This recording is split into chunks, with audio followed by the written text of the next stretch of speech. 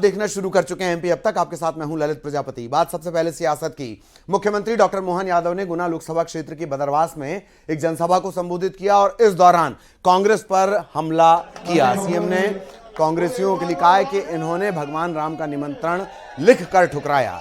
CM ने यादव बाहुल्य इलाके में स्वयं को मुख्यमंत्री बनाने की बात यादवों के बीच कही और कहा कि पहली बार यादव को मुख्यमंत्री बनाया गया। ये कांग्रेस का अहंकार तो देखो, घमंडे गठबंधन का। क्या सोचते हैं?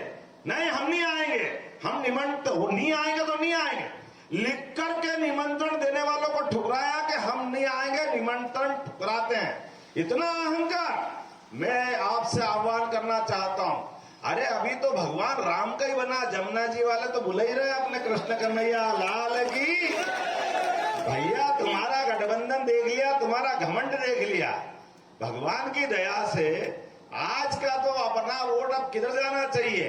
हमको मालूम है जब जब इस प्रकार का अन्याय होता है, अत्याचार होता है, समय बदलता है, तो समय बदलते में भी धर्म के मार्गों को स्थापित करने के लिए गोपाल कृष्ण ने हमेशा अपनी भूमिका अदा की। बोला की कि नहीं की है? बोला गोपाल कृष्ण भगवान की। और क्या क्या बोलते हैं, अभी मैं बोलूंगा तो मेरे पे गालियां चालू हो जाएगी। मोदी जी बोलते तो मोदी जी पे गालियां चालू हो जाएगी। जो ये बात करेगा उनको गालियां देना, ये इनका काम है। इधर यूपी के डिप्टी सीएम केशव प्रसाद मौर्य दतिया के इंदरगढ़ पहुंचे। यहां उन्होंने बीजेपी नेता लाल सिंह आर्य और भिंड लोकसभा से बीजेपी की प्रत्याशी संध्या राय के पक्ष में जनसभा की। केशव प्रसाद ने मंच से विपक्ष पर निशाना साधा और कहा कि अब देश में दो समाज के लिए दो कानून नहीं चलेंगे। देश के हित में और गरीबों के कल्याण के लिए बीजेपी की सीटें 400 पार करना जरूरी है।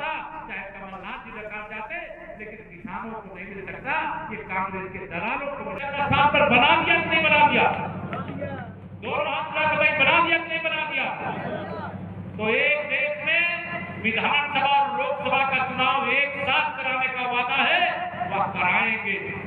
उसके लिए 400 पार चाहिए। एक देश में सबके लिए एक कानून बनाने के लिए, सामान्य नागरिक संहिता लाने के लिए 400 पार चाहिए। पाकिस्तान के कब्जे में कश्मीर का हिस्सा कांग्रेस ने सौंप दिया था, वहां भी तिरंगा फहराएंगे। उसके लिए भी 400 पार चाहिए। और ग्वालियर चंबल के चुनावी रण में अब भाई बहन की एंट्री होने जा रही है। भिंड और मुरैना में राहुल गांधी और प्रियंका गांधी होंगी। प्रियंका के दौरे को लेकर ग्वालियर चंबल अंचल में कांग्रेस में जबरदस्त उत्साह है। मुरैना में प्रधानमंत्री मोदी की सभा के बाद अब 2 मई को कांग्रेस की राष्ट्रीय महासचिव प्रियंका गांधी की सभा होने जा रही है। प्रियंका गांधी मुरैना में कांग्रेस के प्रत्याशी सत्यपाल सिंह परिवार के लिए बड़ी सभा को संबोधित करेंगी। वहीं कांग्रेस के पूर्व अध्यक्ष राहुल गांधी 30 अप्रैल को भिंड में एक बड़ी सभा को संबोधित करेंगे। राहुल गांधी भिंड में कांग्रेस के प्रत्याशी फूल सिंह बरैया के पक्ष में आम सभा करेंगे। भाजपा का दावा है कि इन सभाओं का कोई असर नहीं होगा। इस देश की जनता ने उन्हें नापसंद कर दिया है। आज कांग्रेस का पूरे देश में, पूरे प्रदेश में सुपड़ा साफ हो गया है। कांग्रेस एक राष्ट्रीय पार्टी थी और बड़ा जनाधार था। आज वो पूरे हिंदुस्तान में मात्र 200 सीटों के लगभग चुनाव लड़ रही है। तो ग्वालियर चंबल संभाग में वो क्या सुपड़ा करेंगे। इधर कांग्रेस कमेटी के कोऑर्डिनेटर राजेश तिवारी उज्जैन पहुंचे और मोदी सरकार पर उन्होंने गंभीर आरोप लगाए। राजेश तिवारी ने कहा कि चीन के सामान की गारंटी और मोदी सरकार की गारंटी की कोई गारंटी नहीं है। राजेश तिवारी ने कहा कि चुने हुए सांसदों ने प्रश्न करने की कोशिश की तो उन्हें निष्कासित कर दिया। किसानों के आवाज को दबाने की कोशिश की गई।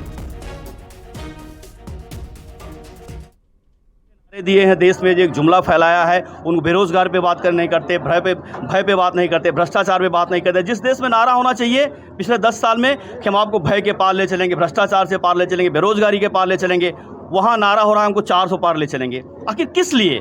देश की जो मूलभूत जरूरत है आज रोजगार है। युवा बीटेक एमटेक किए सब पढ़े लिखे युवा सब भटक रहे हैं, उनको रोजगार की कोई व्यवस्था नहीं है। धर्म का नाम लेके, राम का नाम लेके, तरह तरह की झूठ बोल के जो उन्होंने देश को गुमराह किया है। आदरणीय राहुल गांधी जी ने जो घोषणा पत्र जारी किया, कांग्रेस ने घोषणा पत्र जारी किया, सबसे आम लोगों से पूछ के हमारा घोषणा पत्र आया है। और केंद्रीय गृह मंत्री अमित शाह के बयान पर पूर्व मुख्यमंत्री दिग्विजय सिंह का जवाब आ गया है। उन्होंने कहा कि अमित शाह पता नहीं क्या क्या बात कर गए, उनकी बड़ी मेहरबानी है। दिग्विजय सिंह ने कहा कि उनको सपने में भी दिग्विजय सिंह याद आता है। गृह मंत्री आए थे किसी को, पता नहीं क्या क्या बात कर गए। मुझसे इतने प्रभावित हैं कि 17 बार अपने भाषण 15 मिनट के भाषण में 17 बार उन्होंने दिग्विजय सिंह का नाम लिया है, दिग्गी राजा दिग। उनकी बड़ी मेहरबानी है, इतनी कृपा है मुझ पर कि इतना वो मुझसे प्रभावित है कि बार बार उनको सपने में भी दिग्विजय सिंह याद आता है। सीधी लोकसभा सीट पर पहले चरण में 19 अप्रैल को मतदान हो चुका है। ईवीएम मशीन स्ट्रांग रूम में कैद है। 4 जून का इंतजार है। सीधी में बीजेपी कांग्रेस के बीच मुकाबला माना जा रहा है। ऐसे में दोनों ही दलों के प्रत्याशी अपनी अपनी जीत का दावा कर रहे हैं। बीजेपी प्रत्याशी राजेश मिश्रा ने अपनी जीत का दावा किया।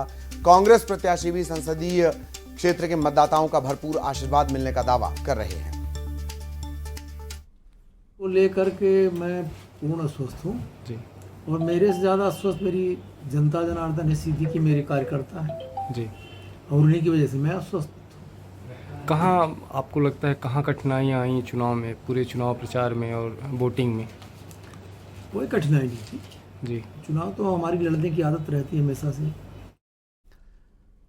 इंदौर के खजराना मंदिर में मुस्लिम समाज के 8 लोगों ने सनातन धर्म अपना लिया। इनमें से 3 लोग इंदौर के खजराना के रहने वाले हैं, 5 मंदसौर से हैं। सनातन धर्म से प्रभावित होकर इन सभी ने अपनाया है सनातन धर्म को, और इनका मानना है कि सनातन धर्म नफरत की नहीं बल्कि प्रेम की बात करता है।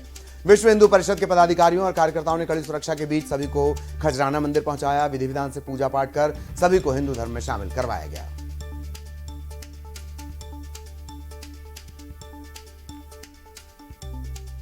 एक्चुअल में क्या है, मुस्लिम समाज का एक बहुत बड़ा वर्ग जो सनातन धर्म के मानने वालों के संपर्क में इसलिए है कि जिस प्रकार से मुस्लिम कट्टरपंथ भारत में फैलता जा रहा है और जो पूर्व में भारत का विभाजन हुआ है, जो लोग पाकिस्तान में जाके अनुभव ले रहे हैं, जो आज भी मुहाजिर है, वो दोबारा भूमिका ना पैदा हो, इसके पहले अपने मूल धर्म जो सनातन धर्म वापस लौट जाए, उसके तहत तो बिना दबाव के और बिना किसी प्रकार के डराने धमकाने के ये अपने मूल सनातन धर्म में लौटे हैं।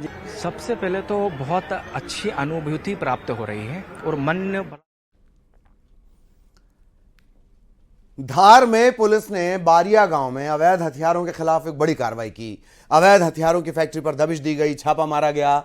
22 कट्टे और अवैध हथियार बनाने के औजार भी बरामद किए गए हैं। 4 कुख्यात तस्कर भी गिरफ्तार किए गए हैं। ये पूरी कार्रवाई धार एसपी मनोज कुमार सिंह के निर्देशन में गंधवानी और कुक्षी थाना पुलिस के साथ साइबर ब्रांच ने की है। पकड़े गए आरोपियों के तार बाकी राज्यों से जुड़े हैं और यही वजह है कि पुलिस उनसे सख्ती से पूछताछ कर रही है। मनावर, थाना प्रभारी गंधवानी, थाना प्रभारी कुक्षी और साइबर की पूरी टीम एडिशनल एसपी के लीडरशिप में फिर एक ऐसे गैंग को पर्दाफाश करने में कामयाबी हासिल करी है जो शस्त्र निर्माण करने, अवैध शस्त्र की तस्करी करने में माहिर है। इस पूरे गैंग को पर्दाफाश करने के साथ साथ जो अवैध शस्त्र बनाने की फैक्ट्री है उसको भी हम लोगों ने नस्तानाबूद किया है और पूछताछ में मौके से 7 और फिर सर्चिंग में 15 कुल 22 अवैध शस्त्र इन लोगों से जब्त हुआ है।